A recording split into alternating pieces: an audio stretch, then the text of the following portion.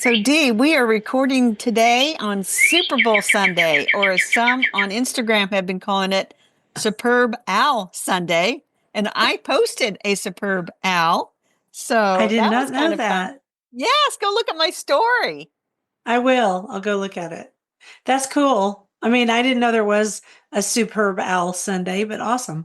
So, are you going to watch the Super Bowl? I am probably not going to watch the Super Bowl. Because you haven't watched any football all season, right? No, I haven't watched any football. Indianapolis had a terrible team. I think the last time I really paid attention to the Super Bowl was when Indianapolis was in the Super Bowl and won it. And that's got to go back way too many years. So are you going to watch? Yeah, we're Chiefs fans. Ever since we watched that quarterback, it was like where they followed quarterbacks all season, three of them on Uh-huh. Netflix. It was a show. It was great. And Bill and I loved it, all because of Leanne Morgan, the Canadian. She said everybody should watch it, and she was right. And so it was really fun. And then I think that was the 2023 season. And then now we're in the 2024, 2025 season. And so we're Chiefs fans. And my son said to me the other day, you know, that means everyone hates you, right? And I said, well, no, because, do I care? Not really. And I go, why? And he goes, because they're like the Yankees. Everybody's sick of them winning. And I was like, oh, Well, well. haven't they been in the Super Bowl for like the last, I don't know how many years? Well, they won the last two, didn't they? And then I don't before know. that, they, I think, lost. So this time, if they win, I heard on the news this morning that nobody's won three in a row. Now, they're going to get a really good challenge from the other team. So it'll all be good. It'll be a fun game to watch. So, And it'll be over by the time our listeners hear this. Now, I want to clarify something. You said yeah, Leanne Morgan, and I heard Canadian, and you meant comedian. comedian. I thought I said comedian, I but think who you knows? did, but in my mind, it came out Canadian. Anyway, No, she's before, definitely American. yeah, she's from Knoxville, Tennessee. Yes, she is. And she's a lot of fun to watch. And she's the last big thing I went to when I was diagnosed. It was really fun. She's very, very good at her job. All right. So, you're going to do the last little bit and start us off? Before we lose every listener who says, wait, I thought I was going to be hearing about gardening. You are, listeners. You are. It's Welcome. good stuff today. Welcome to the Garden Angelus, where we talk about flowers, veggies, and all the best dirt. I'm Carol Michael from Indianapolis, Indiana, where I have a suburban garden measured in square feet. It's about a third of an acre. And I'm Dee Nash from Guthrie, Oklahoma, where I'm in the process of downsizing my acre and a half out in the country. We call ourselves Garden Angelus because we love gardening, and we want you to love it too. Yes, we do. And we aren't afraid to spill the beans and tell all of our gardening secrets, the good, the bad, and even the ugly. But let's move on to this week's episode. Except before you do garden updates, I have a question. Yes. My Indiana friend, Bill and I were watching a movie last night, and it was called The Prowler, because we love classic film noir. And I'll be Yeah. darned, it's another one with an Indiana connection. Okay? I I have no idea what the connection is. But it doesn't matter. The important part is the one character is supposedly from, and I don't know how to pronounce it. Is it Terre Haute, Indiana, or Terre Haute, Indiana? I say Terre Haute. Okay, that's interesting because in the movie, I thought it was Terre Haute too. And in the movie, they pronounced it Terre Haute. One was from Indianapolis and one was from Terre Haute. Isn't that interesting? That is interesting. Thank Home you of for helping me with that. That's where Larry Bird came to fame at the Indiana State. But anyway, to the Anyway, back to the to to the garden. to gardens and garden updates. Wow, how is yours? So Monday was what we call a real spring teaser, D. It got up to 68 degrees. Don't you know Yeah, that I rearranged everything on my schedule? Not that I've got tons on my schedule. I went out more and I than cut I back do. I cut back all the hellebores in the back, and then I cut grasses in the front, and a bunch of crocuses came up in the lawn, and I went around and took pictures of all of them. And overhead there were sandhill cranes flying by and making that little warbly noise that they make. And so that was Monday. And then That sounds lovely. it was. And then I also finished putting more flower seeds in and I call it the patio palace of propagation, which we talked about last week. I started some microgreens. Dee, what's the matter?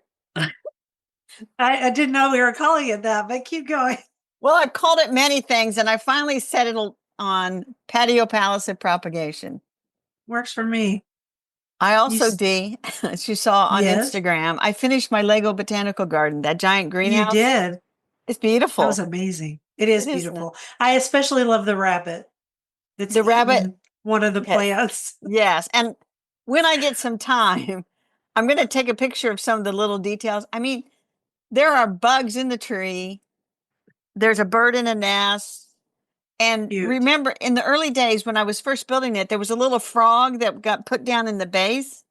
Well, then the frog gets completely covered up, and there's a little thing on the side. I think you're supposed to be able to see it through a little tiny hole. They even have little like vents, simulated vents in the building. I mean, Wow. it's pretty amazing the detail that It's went pretty into this. amazing. And the So anyway, humor. Lots of humor. yes, yes, yes. So anyway, that was kind of my week. How about yours? So when you were warm on Monday, we were hot. We were up to 82. That's And so ridiculous. it's ridiculous for February, January, whatever day it was. February 3rd. February 3rd. That's right. The day before my daughter's birthday. All right. So I busted my tail out there and worked really hard and just did all kinds of stuff. And I did trim up some hellebores. I moved a bunch of my gravel around so that I could walk through my paths because they'd washed out. Kind of killed myself. I dug up 4 rose bushes and got Uh-huh. rid of them because these were bad rose bushes. I'll just say this Lady of Shalott is a much celebrated David Austin rose bush. I have 6 of them, 3 are now gone. That is the most just wimpy rose bush I've ever seen. And I just don't have time for that. So I'm thinking about ordering 2 more Zephyrin Druins to put in this one area. And we almost got to the point where we could move the, I want to move some of my peonies out of the front beds, not because they're Right. special peonies, but they're special to me. And the reason they're Right. special to Sure. me is they're one of the first things I ever grew and Oh had yeah. success with. So it's just old ones like Alexander Fleming, Maximilian, and probably Festiva Maxima, probably. So I want to move some of those in front of the Zephyrin's, maybe. I don't know. And then let's see, I planted 2 more varieties of nasturtiums yesterday. And then with your help, I ordered 2 new, no, not 2, I ordered 6 LED full spectrum bulbs for my seed starting station. And the reason I did that was because when we were out in my greenhouse, I'm having trouble with a mouse and it just Uh-huh. bites off the top of my seedlings of this, edible stuff. So I'm going to put it downstairs when I get those. And The then other than seedlings, not the that, mice. The no, I seedlings, don't want not. any mice downstairs. Okay, I No. just want to clarify. Other You're than putting the that, I'm glad seedlings you down. clarified that. Yeah. Yeah, yeah. Other than that, we worked on the greenhouse. We're still trying to fix the vents and it's still not fixed, but I feel like we're getting closer. And Bill's not able to stand for long periods of time is the issue. Yeah, So, sure, sure. I how don't about your blame him. favorite this week? Oh, my favorite this week. Well, of course, Dee, it's got to be my Lego botanical garden, but a close second is the snowdrops. And I'll tell you what, that warm day really gave them a kickstart, but Yeah. the whole rest of the week when it was cooler and stuff, they just kept going and they're really looking pretty nice. Our friend Michelle she's on Facebook and she's over in England. The snowdrops are going crazy in England. She Oh, I shared bet they that are. I bet this they week. are. She said they had just enough warmth and sunshine that it made them all just boom. So pretty Yeah. cool. I need your advice on something though, Dee. Okay, what's that? So I've got the big Lego botanic garden. I've got it behind my couch on a shelf that's back there and it looks real nice. I moved 3 snake plants out of the way, put them in another spot. Hmm. And then in my bookcase behind me, I built that little book nook thing they call them, and it's like a little greenhouse thing. Oh, I have one of those. I never put it together. Yeah. I put mine together. And so then Wild Geese Bookshop had something on Instagram. They got more of those kits in, and they had one that looked sort of like a miniature version of my Lego Botanic Garden. I thought, should I have 3 little miniature greenhouses in my house instead of 2? I mean, the Western mind always does think in threes. So anyway, that's just something that might have to go down there and check it out. I don't blame you. I mean, I have little greenhouses that I bring out at Christmas. So I have nothing to say. I like greenhouses. At least So stay you want out to hear year about round. my favorite? Absolutely. This is going to make you laugh. So in my greenhouse, when Bill was working on the vents, he and Brennan were like a couple of bulls in the greenhouse. Oh yeah. They managed to break little tiny pots, which I saved a bunch of them, brought them inside, put them under my glass cloches. And then they broke a bunch of sedums. Bill sat on one, not Brennan. Bill sat on one of my sedums and I was like, how? That was up on a potting bench, but okay. So a bunch of its little leaves fell off. I don't know if you Right. call those leaves on sedums, but Yeah. we're I know not what you're trying to talking be about. technical here. The little fleshy Stemish parts, things. Yeah. fleshy stem parts. So they fell down and a couple of them fell into pots. And guess what? They've made little babies. So Oh, that's how my nice. favorite. That There, I is mean, nice. it's just the plant that keeps on giving. So I have some blue ones that did that, and then I have this little one. And my honestly, the echeveras, they do it all the time. They just do it sort of naturally, drop off of themselves. And I just stick them in Yes. various pots. And you know what? The echeveras look great. So Oh, that's kind of a fun thing. that is a fun thing. I did want to say you sent me a picture of the, Pot- yeah, and I thought they have such a nice patina on them. Thanks. That's from sitting in the greenhouse for a while because they're not painted. They were old. I bought them on eBay, believe it or not. They're little tiny pots, little miniature pots. That's good. Yeah, and they look good under that cloche. And then I had one last amaryllis that bloomed, and it's super tall, and I just put it on the end and it of the mantle, and it all looks really good. So you've got a bunch of questions this week. We I we got a lot do. of mail last week. Yes, we got a lot of texts. And so I thought I would list some of them because some of them have questions and some of them They're don't. good ones, yeah. Yeah. So the first one comes in from a listener in Memphis, I believe. And I she think so. said, Dee, have you tried the Bloomsdale longstanding spinach last year in mid February? Yes, I've done it many times. And here's the deal in my climate, which is pretty warm, sometimes we have nice, long, cool springs. And if we have a nice, long, cool spring, it does great. If we don't, it doesn't germinate. But what I have noticed is so what I do now is if I have time in the fall, and I'm talking late fall, I will plant it out in the potager or in the cold frames and then water it in and let it overwinter. And sometimes it'll Uh-huh. sprout really early, or sometimes it'll sprout in the fall and then I can overwinter it. And then I just harvest it in the earlier spring. If we have so I do both. And then I also plant more in the springtime in mid February. So I'm hedging my bets, which I would say gardening in Oklahoma is all about hedging your bets all the time. Right. Because Bloomsdale longstanding is still not going to stand through the Oklahoma summer. Oh my gosh, no, you have to have it all harvested by early June. So All right. Very good. Now here's the next one from Alabama. We got this question. Carol and Dee, I keep getting these very seductive emails from bulb and seed companies telling me they are offering spring bulbs at 50 to 75% off regular price. I've loaded a cart 3 times, but stopped short of pulling the trigger because I don't don't know what pull to the do with the trigger. spring bulbs here at the end of January. Do I plant now? Do I refrigerate it until next fall? Do I drop it in the deep freezer, or do I exercise restraint and just say no at this point in the year? Thanks from Alabama. Can I answer this? Because I think there's a good reason they're trying to sell them to you for 50 to 75% off.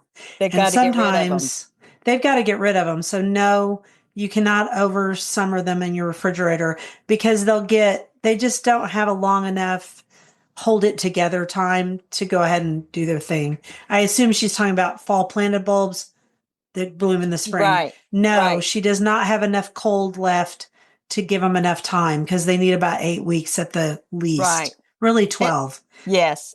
And even if she put them in the refrigerator now and then pulled them out in the spring, they're probably not going to do much. So I would No. pass on that because guess what? I got my first email, I think this morning, about pre-ordering bulbs for next fall, and I thought February, no, Already, no, it's a no. little early. Yeah. Oh, I mean, they aren't even blooming here yet, so we don't even know where we have gaps or anything else. But anytime a nursery is trying to sell you stuff for 50 to 75% off, it means they want this, they want it out of their storage and they don't want to throw it away. So do not buy those. Don't buy those. now here's somebody from your Kansas City, Missouri Chiefs. Not a chief. Yes. But anyway, so Logan writes and says he found our podcast a year ago and has been listening almost every day. This week, he thinks I have binge listened to about 8 episodes. Oh, dear God, are those old episodes? We're embarrassed to have anybody hear those. I'm really embarrassed that anybody's listening to those. Anyway, to make a long story short, they want to start a cottage garden. And do we have any tips for them? What not to forget, et cetera, et cetera, et cetera. So, Dee, thank you. You have found the link to the episode we did on cottagecore. Yeah, I don't even, there's a link to the newsletter and there's a link to, this is the Apple link. And it was our cottagecore episode. I kind of remembered the name of it. And anymore, we've had so many up there that now Google is indexing them. So Excellent. they're easy to find compared to what they used to be. Used to be, listeners, I had to go through our entire catalog and try to find it and hope I remembered one of Carol's clever titles. Now I don't. If I can get close, I'm good. Well, So, yeah, clever titles. Sometimes they are a little bit difficult for Google to figure out what's it about, but that's okay. yeah, who cares? And also, you can find lots of information about cottage gardening on my website, on my blog, Red Dirt Ramblings, because that's the kind of gardening I do. Amen. And so finally, a listener from Vancouver, and this one is really directed to you, Dee. You want me to read it? Sure. She said to hang in there, that her husband was in a terrible accident and had cancer. So she understands what I'm going through. And she said, I know it feels overwhelming and there must be fears. It will never get better. However, most times it does get better and you come out from under the cloud. Hang in there and enjoy every day. I thought that was the sweetest thing. It is. We have the nicest listeners. We sure do. You want to do the first quote? I will. The ordinary acts we practice every day at home are of more importance to the soul than their simplicity might suggest. And that is by Thomas More, and that is absolutely right. Yeah, it's right. It's absolutely right. And the older I get, the more I realize it. Like I've really seen it this year. So flowers, we had this idea about talking about how do new flower varieties come to market so fast? Well, they don't. They don't. They And don't come fast at all. you went out to something called California Spring Trials several years ago, and you got 2015. Well, so that was 10 years ago.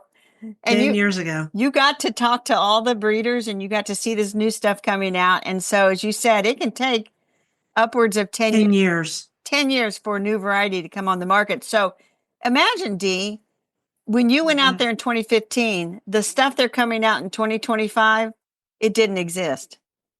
Not to make you feel it didn't old. even exist. Now, I started seeing stuff from that year of the spring trials start coming out, 4 to 5 years. I mean, It was, right about that time. Because if they got it, enough of it in stock to bring it, to show it to the big people who come through, because that's part of what California Spring Trials is letting, first of all, the big three see it, which is Lowe's, Walmart, and Home Depot. They all come together to every tent we were in, every place we were in. And it was like the Red Sea parted when they came in. And then the other thing is, like, all of the people who are the in between, what's the word for that? The people who take them to the small nurseries, the independent nurseries. I don't know, distributors? Let's say brokers. The plant brokers, they all come to look at things too. And we got to see that process, and that was really cool. So it's about 10 years from the thought of a plant, like they see a plant, they think it's a good plant, it might work, to getting it to market. And even then, a bunch of stuff I saw at California Spring Trials never made it. Yeah. It never was picked. Because, like you said, reasons. First they have to come up with the selection. And so that can be a lot of seed crossing, a lot of just looking at rows and rows and rows of plants and seeing one that's like heads and tails above the others. Sure. And creating hybrids, if we're talking about seeds, they can be either open pollinated or hybrids. And I met the guy who did open pollinated, who created Shine Spirit at Ball Seed. I met him. I was thrilled because Shine Spirit had just come out onto the market when I was there, and I had liked it a lot and had grown it from seed, if I remember right. And so I was like, "How did you do it?" And he was the sweetest guy. He told me that they threw it all in a field and they grew it. They selected the strongest. They did that for 5 years, and Yeah, then and he felt like he had good seed. yeah, and in that case, they were going to introduce a seed grown plant to the market. Right, instead of a hybrid seed grown plant. And there's seed grown plants and tissue cultured plants, and we saw both because certain companies are known for tissue culturing and certain people or I should say for what's the word for it? It's live plants, but I can't think of what the word is. It's not seedlings because they don't come from seeds, but we'll just say live plants. Certain companies are known for live plants, other companies are known for their seeds, and some companies are known for both. Right. And so the one thing we were going to talk about is that sometimes rather than tissue culture, and we'll talk about tissue culture in a minute, Right? to get a lot of plants, they take cuttings and they root cuttings. Mm-hmm. And this could be for shrubs, it could be for perennials.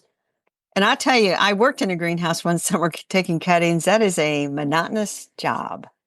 It's monotonous to do it for myself. Oh, So I can only imagine if I was doing thousands. yeah. And you literally could spend all day. And they had fields of some of these ground covers. And I don't say fields, but he had a lot at his house. And so we would have to go down to his house and take cuttings out of a certain bed or whatever. Or, they had stock plants.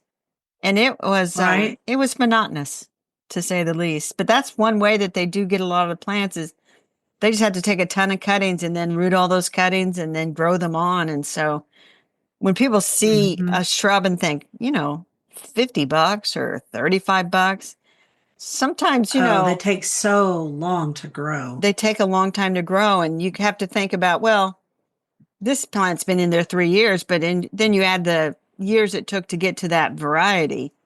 It's a lot of time and money. Were you with me when we went to Zealy Nursery back in Oregon No, years I did ago? not go to Oregon. Okay, so when we went to Oregon, we went to Zealy Nursery, which is a nursery that specialized in evergreens and trees, mostly trees and shrubs. And just to create a spiral shrub Right. takes years and years and Oh, years to get yeah. it to the right size. So it was really, really impressive. And I think knowing all of this in the background has helped me kind of, I don't know, have great empathy for the people who create our plants. Yeah. Well, let's talk about tissue culture because I'm going to Yeah. date myself. When I was in college, they were just starting to work with tissue culture, and it was the graduate students were starting to work on tissue culture.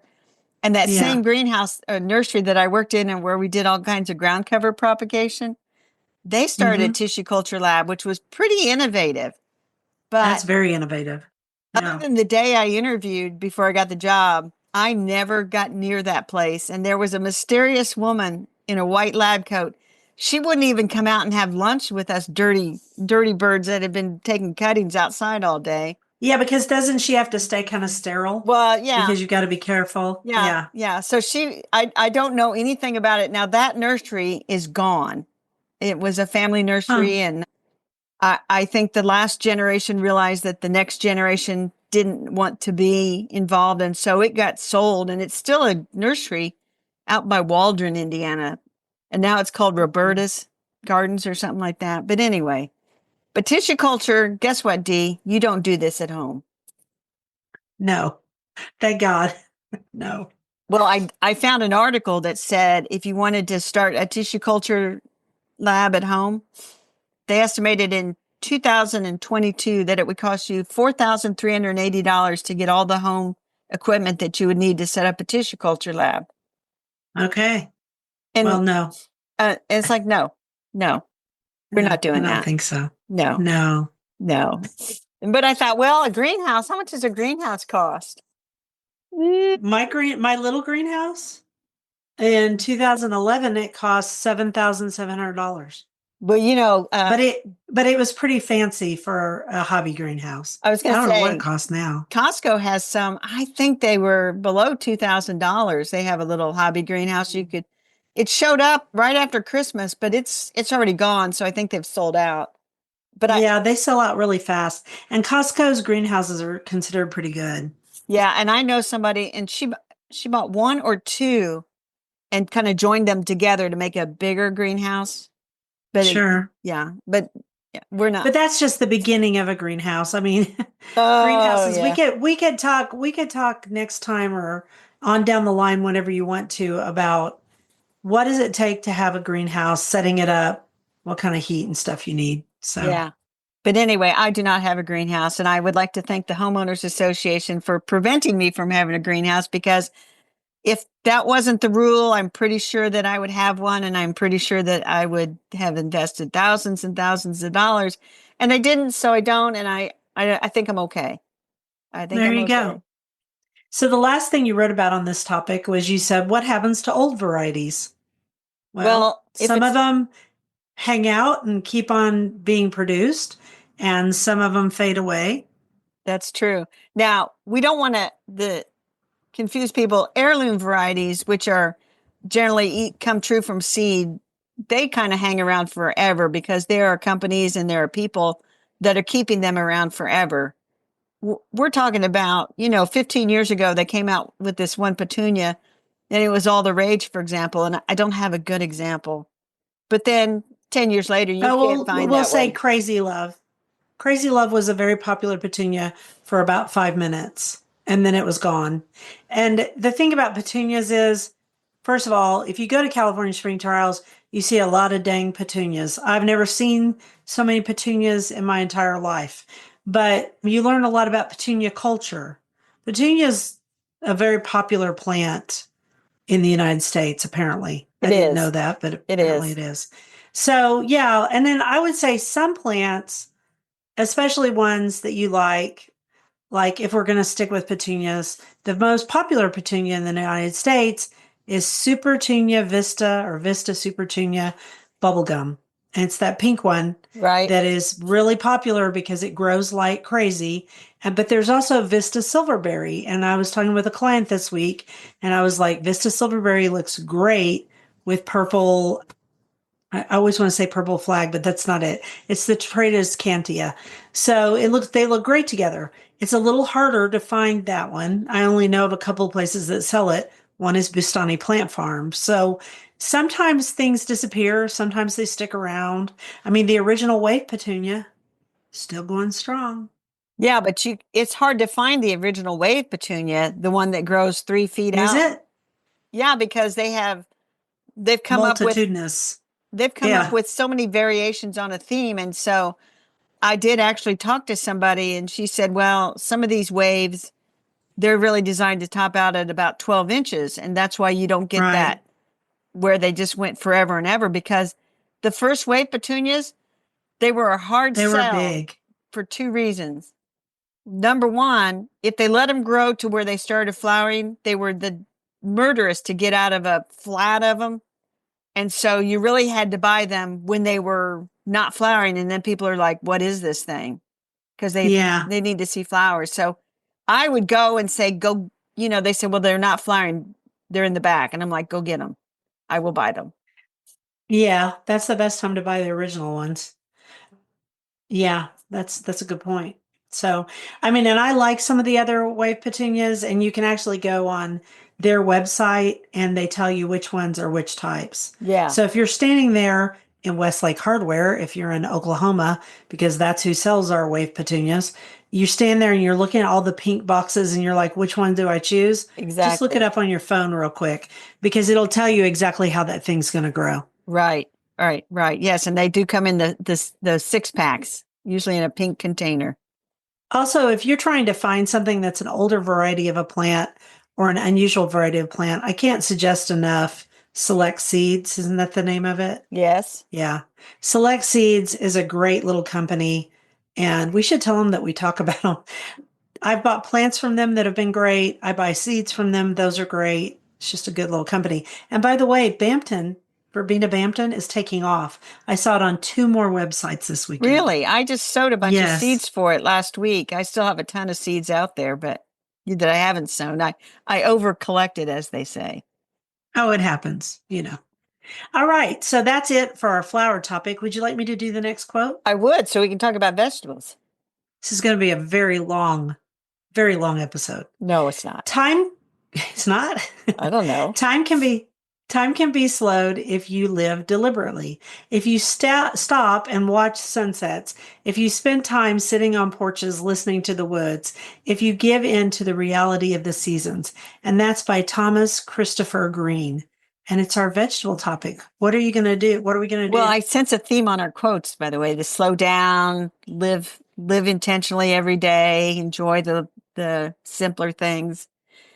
So vegetables. So the question we are going to answer is, should you sow seeds for tomatoes and peppers yourself, or should you buy the plants? And Well, if it you just, depends. I know. And so some people feel like they are less of a gardener if they don't grow their own from seed. Some people are No. like, yeah, I'll just buy them, so. So I think first of all, you should decide your experience level. Are you a brand new gardener who's just starting a vegetable garden? I would buy the plants. I think I would buy the plants too. I did Or buy the plants. I used to buy the plants. I was too busy. When I was a working girl, I was kind of busy and, Yeah. to give up an When I had 4 afternoon. kids, Yeah. yeah, Yeah. I didn't have time. And when I was working, I really didn't have time. So, yeah, and I think, if you want to try sowing seeds, you've got to have a setup for them. And that's something people don't realize. You Yeah. really need, go ahead. You need grow lights for the most part. Yeah, you need full spectrum or grow lights, one of the two. And you need a place to have them because if you try to do them in the window, it's not enough light. I don't care what people tell you online, it's not true. And then the other thing is you probably want a heat mat because it just makes it go a little faster It does. on the Now, germination. I have a heat mat, but I never think to use it. So I do germinate my tomatoes and peppers without a heat mat. But I would think peppers, especially, and eggplant, especially, a heat Well, mat would. eggplant, you have to. Yeah, I I've can't done grow it it without a without. heat I've done mat. it without. You have? Mm-hmm. Man, I can't get it to germinate, but Yep. it just Yep. makes things go quicker. And so, and then I would buy, if I were going to start seeds, I would buy those little things, they call them greenhouse kits that have the little top, the clear top on the top. You do. You And I don't. would start with those. Yeah. Mhm. Yeah. Those regular flats that come with the clear lid and they've got the little cells in there. That's the perfect way to get started. It's the easiest way. Later on, you can do soil blocking and all that other stuff if you really want to. But here's my big message of the day. Don't let people make you feel guilty because you decided to cut your ornamental grass back this week, or make you feel guilty that you don't block all your soil or use toilet paper rolls or egg cartons. You get my drift? I I mean, do. just, whatever you think will work, You can use go on old and do it. yogurt containers to start your You seeds. can. Punch some holes in the bottom. You want to put it on a tray of some kind so it doesn't drain all over everything, but you could cover it with a plastic bag initially. And then when Yeah, it's you sure can. germinated, you don't have to go all fancy. Now, You don't. So if you don't have the money, don't. You can also use those takeaway trays. uh-huh. Now, listen to me. I sound like I'm from England. Takeaway to go trays, that have the lids, the clamshells. You can reuse those. Just be sure and poke holes in the bottom and then be sure and open the clamshell once everybody's germinated. And then you're going to have to move your little plants to bigger containers.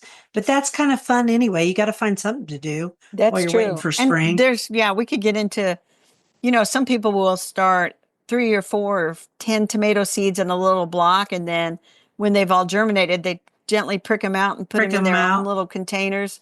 You can do that. Or me, I just need 2 of each variety because I have 14 stakes out there. I'm going to grow 14 different or 14 Tomatoes. varieties is the max. And then if I double Yeah. up on some, then I cut back. So, but that Those Yes. those varieties, by the way, you must always label your seedlings from the get-go. From the minute you have put them seeds in a pot, they need a label. Now, you don't have to go all fancy like me with my fancy Epson printer, but that thing needs to be labeled.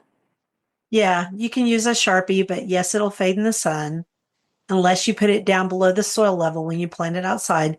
Then it doesn't fade. Or you can use a pencil on plastic. That works too. I used to use blinds, mini blinds, and cut them. Yeah. I mean, there's a lot of different ways to do it. You can use wood.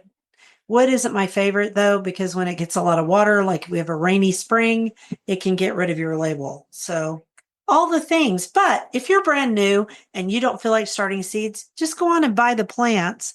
And here's what you need to look for. Tell them, Carol. Well, you want nice, healthy looking plants. And the thing that I would be wary of is if it's, in my case, mid-May, and those tomatoes are really stocky little plants, Mm-hmm. and you're at a big box store, in all Mm-hmm. likelihood, they have manipulated that plant to stay smaller in size to make it easier to ship, easier to have on the counter or the shelf or wherever for Yeah. and The rolling carts, it whatever. may take a while for it to take off. So I when I go to my regular greenhouse, those plants may look a little bit leggy. You gently tease them out. That's fine on those tomato plants. They'll recover. You plant half that Mm-hmm. stem in the ground anyway. So, Yeah, you plant it really deep. yeah. Look for things like white flies and, just kind of give it a shake and make sure that like a bunch of little gnats and flies don't come off the thing because you don't want to bring those home or little thrip things and stuff. You don't And what's really more, you don't want something overgrown either, know. because if it's overgrown, it's not like a flower where you can just pinch off that top, because that doesn't really work right with tomatoes. You'll have a mess. Well, I was going to say for tomatoes and peppers both, when you buy that little plant, if it has a flower bud on it, I would pinch that off. Pinch that off. Yeah. Pinch that off. Hmm. And again, make sure it's healthy looking and you can kind of tell. Now, if you get to later in the season and it's really overgrown and it's really leggy, yeah, kind of ignore that one and move on to something else. Because Hmm. here's the thing, like the greenhouse, they don't like start all their peppers and tomatoes and they grow tons of them from seed. They also get in seedlings from companies that they pot up, but they don't Hmm. start them all on the same day because they don't want them to be all mature on, say, April the 30th when we might have a frost. So they kind of stagger and they keep starting every few weeks. They're starting more tomatoes and more peppers. So just be And mindful. just locally here, our local nursery up in Guthrie, Terracotta. I'm sorry, my battery keeps telling me it's low, and I'm like, I know you're low. Don't die on me. I've plugged you in. Be nice. So they had the best tomatoes last year, and they brought them out every couple of weeks. Yes, So there were lots and lots of tomatoes, lots and lots of variety. So if you don't have time to start your own seeds, or you don't feel quite ready yet, don't worry about it. exactly. Now, I'm starting my own seeds and you're starting your own seeds, right? Yeah, but I'm not going to grow as many tomatoes as I have in the past, because right now I can't eat tomatoes because of Oh, mast cell issues. They're a high histamine food because they're a nightshade, and they're just one that I just can't eat very well. But I am going to grow a few, and then hopefully the new medication I'm on will make it easier to eat them. I'm not growing eggplant this year.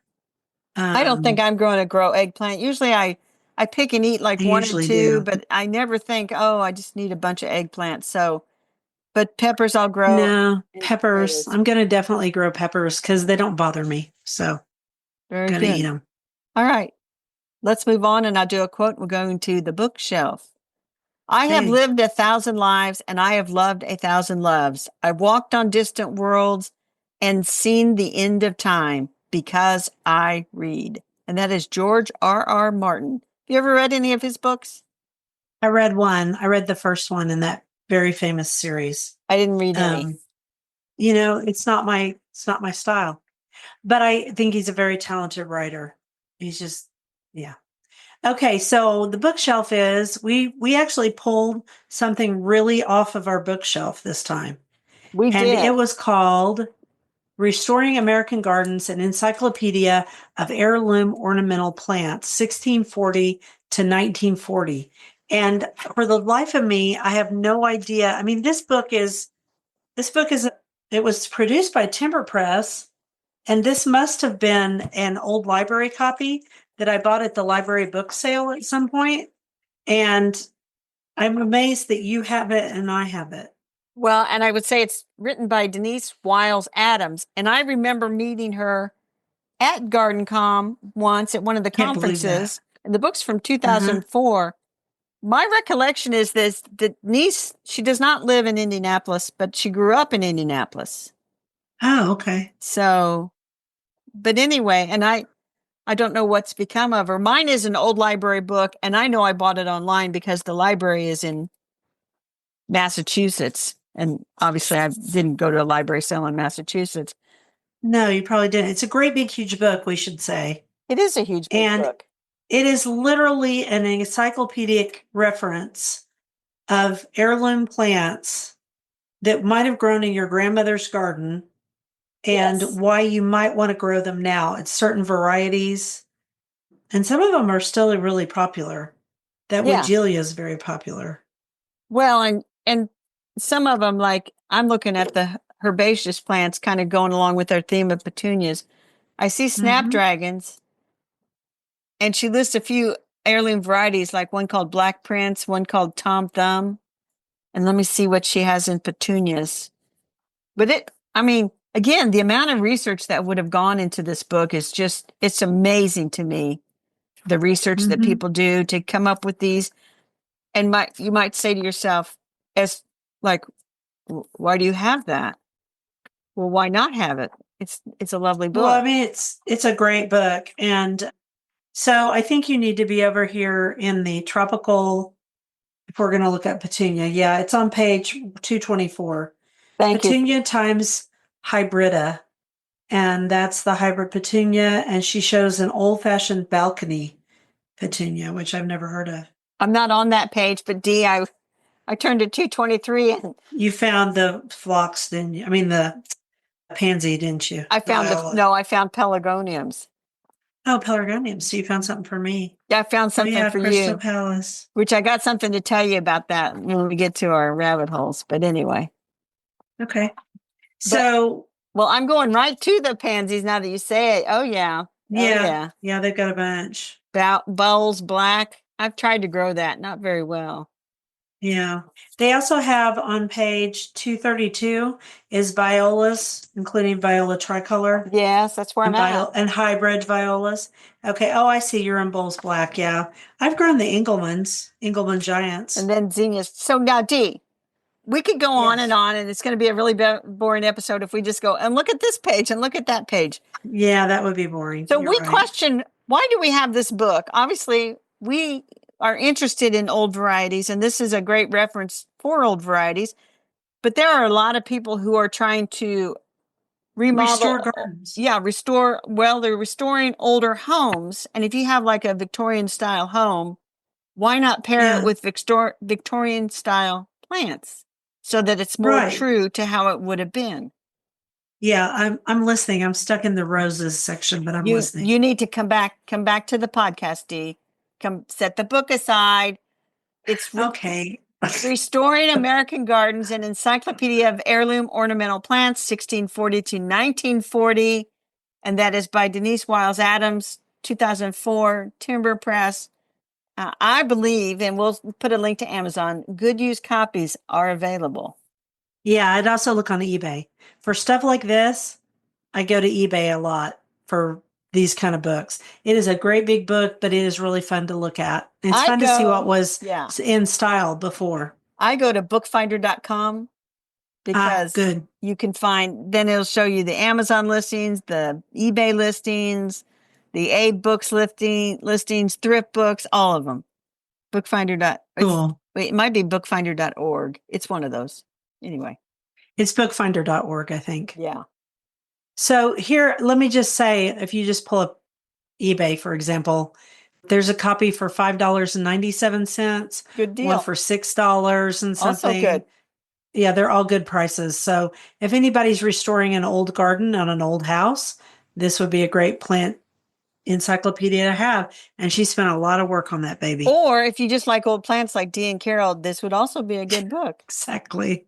The rose section is worth it. It's worth it to own it for that. Yeah, I thought it Uh, was the pelargonium and the peonies and the violas and the pansies, but then I and let's not digress. forget the phlox either. And what? Okay. We were first looking up petunias. Go with that quote. We're out of control. Use what talents you possess. The woods would be very silent if no birds sang there except those that sang best. Henry Van Dyke. So our dirt, this is a fun piece of dirt. It is. They found a new blue bee in Texas and I think also Oklahoma. It's And also in Oklahoma.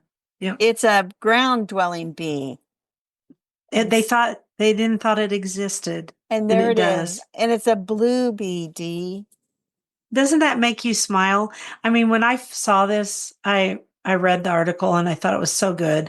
And I thought, oh my goodness, this just makes my day. It does. And it's such a cute little thing. It is. And so It's alive. And so it starts out, this will give you nightmares. At any given time, the soil under Texans' feet is active with an abundance of ground-dwelling critters from venomous snakes and plump prairie dogs to red-headed centipedes, surly badgers, snapping turtles, and horror movie worms that secrete neurotoxins and split into two when chopped. But then there is the blue bee. And they also know what it pollinates. Oh, the Texans, they just love to make themselves sound like they're the only ones who have all that. Oklahoma has all that stuff too. We don't have prairie dogs. We do. We have a whole prairie dog village.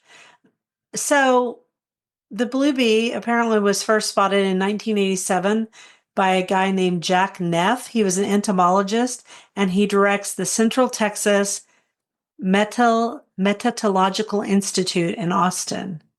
And he's known as the Texas bee guru. So that's the guy who first saw it. But I think they thought it was extinct. And now they realize that let's see. Anyway, you guys need to read the article because it explains about how it loves this one particular nightshade. And they found out more about it and they didn't think it was around, but it is around, et cetera, et cetera, et cetera. It's really cool. It is cool. All right, I'll do a quote. We'll do rabbit holes. Okay. The beauty of life is found in the smallest, most ordinary moments. Anne Voskamp. Well, that's right on theme. Did we even do that on purpose this time? I think you did, so. Dee. I think you Did did. I? You did. Okay. So I don't know if I have a rabbit hole or not. You tell yours and I'll think about it. Okay, so first of all, I was going to do a lost lady, Helen Van Pelt Wilson, and I didn't. Instead, I thought, you know what? I need one more book by her, and I bought The Joy of Geraniums, which is all about pelargoniums, and I'm awaiting its arrival.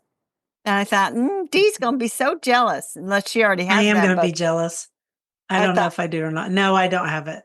No. So my lost lady this week was Dr. Cynthia Westcott, PhD, and I wrote about her, so blah, blah, blah. But while I was wrapping up research on her, I was on a garden page on a Long Island newspaper from 1977, and I found this garden editor named Bee Jones, and she's going to be a future lost lady of garden writing. Anyway, I ended up corresponding with a couple of GardenCom members that live out in Long Island. Have you heard of her? There's this garden that's named after her, and they sent me the email for the director of the estate foundation planting thing that supposedly contained her garden, and got a bunch of information, so that was kind of fun. But the other rabbit hole, I pulled you right down in there with me, Dee. It didn't take but 2 seconds. Yeah. So doesn't take much. All you got to do is text me and go, have you heard of this? And the next thing I know, I'm buying something else. Okay, go ahead. So this year is going to be the 250th birthday of Jane Austen. Jane Austen. So it's going to be all Jane Austen all the time. All Jane Austen all the time. So I discovered that there's a new book by Molly Williams, and we have one of her other books, but it's called Jane Austen's Garden, a botanical tour of the classic novels, with enchanted illustrations of celebrated artist Jessica Rowe It's coming out in March, and you and I have both pre-ordered it so fast it made our little heads spin off.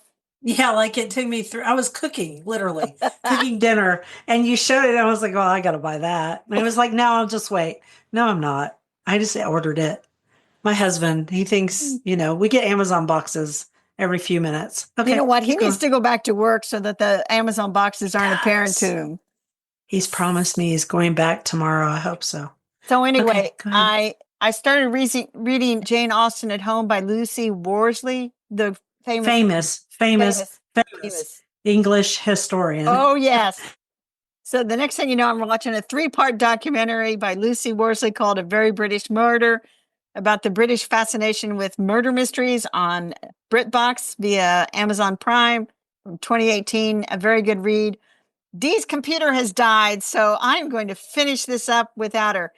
Garden commissions, Dee needs to get to work. She needs to take advantage of every single minute out there while it's nice and work her tail off. And I will continue to enjoy winter. I'm going to tend my microgreens, organize my seeds, water houseplants, go to garden club, and I might be shoveling some snow if the weather forecast is correct. And with that, I want to thank you for listening to The Garden Angelist. I hope you've hit that subscribe button so you don't miss a single episode. We publish every week on Wednesdays at 12 a.m. Eastern Time. And here's Dee's part. If you subscribe to our free Substack newsletter, you'll get a link to listen to the podcast a day early and links to the products we discuss. Some are affiliate links that help us pay for the podcast. And my part again, if you want to help support us, use our affiliate links. If you buy something after clicking through on them, we earn a small commission and it costs you nothing. Dee's part. Or you can set up a monthly subscription through Buzzsprout or make a one-time donation through PayPal. My part. Thank you for everyone who has done so. It helps us pay for podcast hosting. And now Dee says, it was lovely to chat with you all over the Garden Gate. Bye until next week. Bye, everybody.